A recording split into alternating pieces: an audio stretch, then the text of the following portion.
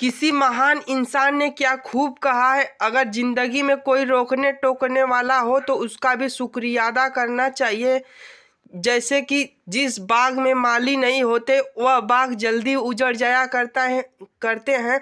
नमस्कार साथियों, मैं आपके सामने एक ऐसा कहानी प्रस्तुत करने जा रहा हूं जो आपके ज़िंदगी को बदल के रख देगी। इस कहानी को आप लोग पूरा देख लेंगे तो आपका ज़िंदगी बदल जाएगी। एक बार एक लड़का अपने पिता से बोलने लगा, पिताजी, एक मेरे प्रश्न मेरे दिमाग में बहुत दिन से आ रहा है, क्या आप इस प्रश्न का उत्तर दे देंगे तो बहुत अच्छे से हो जाएगा। तो वह बाप बोलने लगा, पूछो बेटा, तुम्हारा प्रश्न क्या है। तो बेटा बोलने लगा, पिताजी, मेरे प्रश्न यही है कि खुश होने का राज क्या है। तब वह पिता बोलने लगा कि बेटा, तुम्हारी उम्र इतनी छोटी है, तुम इतना बड़ा प्रश्न पूछ रहे हो, इसका प्रश्न का उत्तर तो मेरे पास नहीं है। अगर तुम इस प्रश्न का सचमुच उत्तर चाहते हो तो तुमको मैं एक जगह बता सकता हूँ कि तुम्हारे प्रश्न का बखूबी उत्तर मिल जाएगा। तब बेटा बोलने लगा, पिताजी बता दीजिए वह जगह कौन सी है। तब बाप बोलने लगा, बेटा देखो, वह पर्वत की चोटी जो है वहीं पे एक भव्य सा महल है, वहाँ पे एक बहुत बुद्धिमान आदमी रहता है और वह तुम्हारे प्रश्न का बखूबी उत्तर दे देगा। अगर तुम उनसे भेंट कर लेते हो तुम्हारी ज़िंदगी भी बदल सकती है। तब यह सब सुनने के बाद बेटा बोलने लगा, पिताजी, मैं उनसे ज़रूर मिलूँगा और मैं उनसे यह प्रश्न ज़रूर पूछूँगा। यह सब कहने के बाद जाने लगा, अपने माँ के पास गया और बोलने लगा, माँ जी, मैं जा रहा हूँ पहाड़ पे उस महान विद्वान से पूछने के लिए मैं अपना प्रश्न।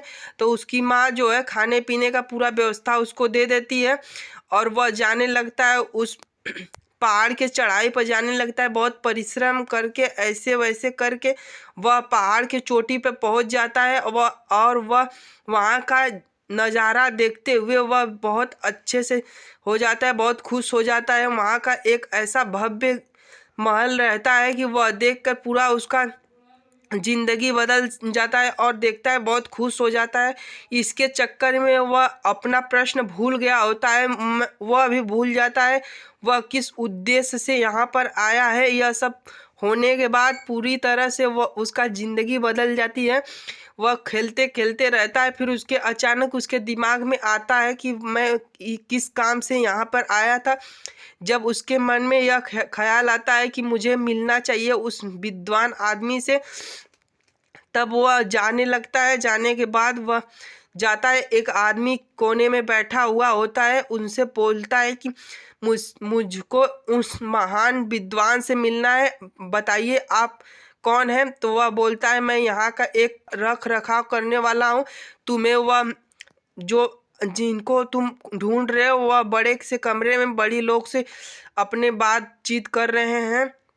बहुत लोग उनके पास आते हैं और अच्छे से रहते हैं और वह उनका पूरा परेशानी दूर कर देते हैं। तो यह सब सुनने के बाद लड़का और एक्साइटेड में होकर उनके पास जाने लगा। जाने के बाद और उनसे पूछने लगा कि बाबा जी, मुझे मेरे प्रश्न का उत्तर मिलेगा क्या।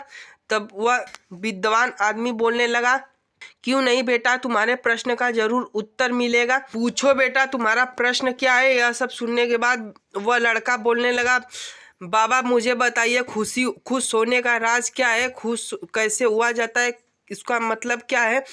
तो यह सब सुनने के बाद वह बाबा जो महान विद्वान था वह उसके मुंह के तरफ एक टके देखने लगता है और कुछ समय बाद बोलता है, बेटा तुम कितने छोटे हो लेकिन प्रश्न इतना बड़ा कर रहे हो, लेकिन मैं तुम्हारे प्रश्न का बखूबी उत्तर दूंगा। पहले तुम जाओ, इस महल की बनावट को देखो, खूबसूरती को देखो, उसके बाद मैं तुम्हारा उत्तर दूंगा।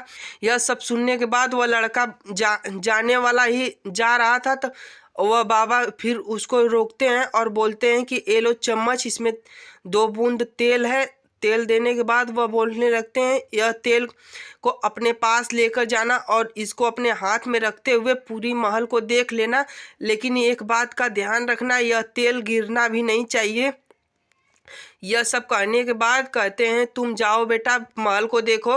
तब वो लड़का जाता है, महल देखने लगता है। महल पूरी तरह घूमते हुए अच्छे से देखकर आता है। फिर बाबा से बोलने लगता है, बाबा लीजिए आपका तेल यहाँ पर है, लीजिए आपका तेल बच गया है। तब बाबा बोलने लगे कि बेटा तुम क्या क्या देखे। बाबा पूछने लगे, विद्वान जो आदमी थे वो पूछने लगे, बेटा तुम क्या क्या देखे हो यहाँ पे। तो जो लड़का रहता है बहुत ही ईमानदार रहता है और बोलने लगता है, बाबा मैं इस तेल के चक्कर में मैं पूरी महल को घूमा, लेकिन मैं उसको कुछ भी देख नहीं पाया। इसके कारण मैं तेली के मैं अपना विचार लगाया हुआ था, इसलिए मैं पूरा देख नहीं पाया। तब बाबा बोलते हैं, फिर जाओ बेटा तुम एक बार और चक्कर लगा के आओ। तब फिर उसके बाद जाता है लड़का, देखने लगता है पूरा किला इतना सुंदर रहता है कि इतना सुंदर वो रहता है महल कि वह देखते देखते उसका मन अच्छे से हो जाता है और वह लड़का बहुत खुश हो जाता है। इसके कारण उसका जो हाथ में तेल था वो भूल जाता है, मेरे हाथ में कुछ तेल वेल है। और वह देखने के बाद वह जाता है बाबा के पास। तो बाबा बोलते हैं, बेटा वह तेल मैं तुम्हें दिया था वह दो। तो वह लड़का बोलने लगता है, बाबा मेरा इतना ध्यान नहीं था, मैं तो इधर की खूबसूरती देखने में इतना मगन हो गया कि मुझे यह भी नहीं मालूम था कि मेरे हाथ में कुछ तेल वेल भी है। तो यह सब बोलने के बाद बाबा बोलने लगे, बेटा इसी में तुम्हारी प्रश्न का उत्तर है। क्योंकि अगर लोग अपने जो ज़िंदगी में आते हैं, अच्छे से रास्ते जो जीने का समय आता है, वो लोग अपने परेशानी को देखते हुए जीते रहते हैं, इसलिए वह लोग खुशी का आनंद नहीं ले पाते हैं। अगर तुम्हें भी खुशी का आनंद लेना है तो अपने जो मुश्किलें आती हैं उसको सहना सीखो और अच्छे से आगे बढ़ते रहो। अगर तुम यह सीख लिए तुम्हारे ज़िंदगी में कभी भी तकलीफ नहीं होगी। यह सब सुनने के बाद उस लड़के को उत्तर भी मिल गया अच्छे से।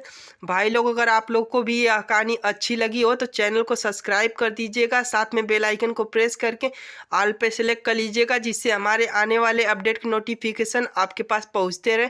नमस्कार साथियों, अगले वीडियो में फिर मिलते हैं।